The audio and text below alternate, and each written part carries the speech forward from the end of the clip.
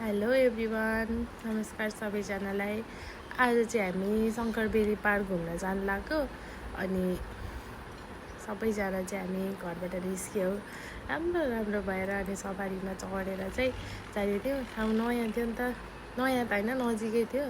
अनि कस्तो गर्मी थियो। अनि बेलुकातिर जाऊँ न त कस्तो रहेछ भनेर। अनि अहिले टिकटकमा कति धेरै चलेको छ नि त, त्यही भएर गएको। अनि जाँदैछौँ हामी चाहिँ ठाउँहरू हेर्दै जाँदैछौँ। अनि त्यस पछाडि अलिअलि त्यति धेरै भिडियो त बनाएन, मैले सर्ट क्लिप बनाउँदै थिएँ। अनि हामी चाहिँ पुगेर भित्र छिर्यौँ होइन। अनि गेटको चाहिँ मैले फोटो खिच्नै बिर्सेको छु, भिडियो लिनै बिर्सेको छु। यो चाहिँ इन्ट्री बाटो। अन्त अलि अगाडि जाँदै हामी चाहिँ 5 जना गएको होइन। अनि सबैजना ह्याप्पी हुँदै फोटो भिडियो खिच्दै अनि कति धेरै मान्छे थियो क्या। आजकल कति धेरै भिड हुन्छ नि त, त्यहाँ गर्मी छ। अनि बेलुकाखेरि शीतल हुन्छ, सबैजना बेलुकाखेरि आउने क्या। हामी चाहिँ फोटो खिच्दै भिडियो बनाउँदै अनि यहाँबाट भित्र जाँदैछौँ। अनि त्यहाँनिर चाहिँ फुल कस्तो मजाले फुल फुलेको थियो क्या।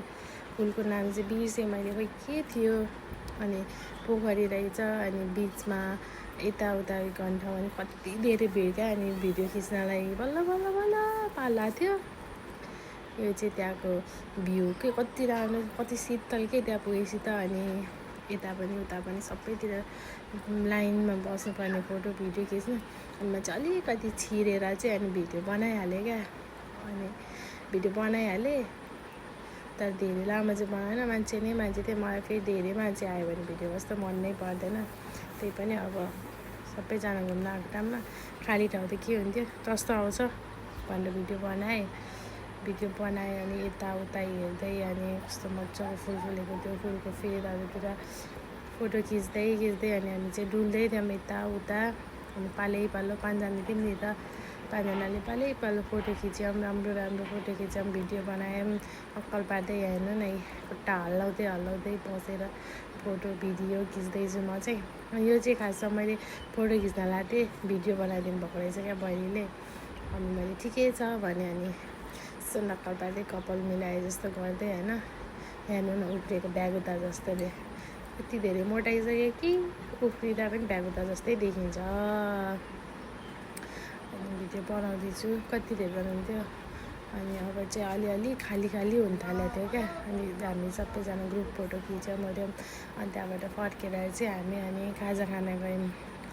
अनि खाजा खाएन थाल्यौँ। अनि कस्तो धेरै भोक लागेको थियो क्या। कति धेरै राति भइसकेको थियो नि त फर्किने बेला। अनि कति धेरै भोक लागिसकेको थियो। मैले त 2टा फोटो मात्रै खिचेको छु क्या, खानेकुराको अरू त खिच्नै बिर्सेको छु। अनि यो चाहिँ हामी फर्किँदै गरेको सबैजना। अनि टन्न खाएर राति भइसकेको थियो।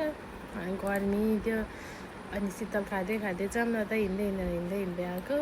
राम्रो धेर खाएर हिँड्न पनि नसक्ने भइरहेछ। अनि यति नै हो।